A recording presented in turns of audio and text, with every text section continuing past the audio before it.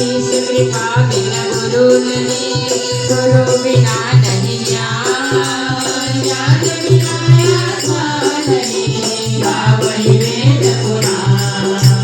वाचन घोषाल भक्ति कोटि, नस्तर विनिषद हुई कसौटी, कंचन को अग्नि तपाया, गुरु ने आसो मन बुलवाया। कहा ग्रह सो कर मैं करना, आज भजन कर बड़ी करना, आज्ञा मानी कर कर आए, कंचन मोती सोरल आए। दरिवन तट पर ध्यान लगाए, कालज महरत अति हर्षाए, भगवत दीनि देख मन भाए, सतुलिर में सागर आए। घुमड़ा प्रभु के विकार स्थान, नान जाई सरिवन का महेश शत्रुए सिखाई, ब्रह्मनि सदा सर्व समाई। शोभा शोभ समरो नारायण, विष्णु घट माधव माया, वेतो खाना मुखर चार, महलो मुनिया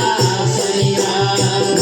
तेरा साथ चाहिए, सर पे मेरे नाथ तेरा हाथ चाहिए, सिलसिलाए टूटना नहीं चाहिए, सिलसिलाए टूटना नहीं चाहिए, मुझको तो बस इतनी सी सौगात चाहिए कि हर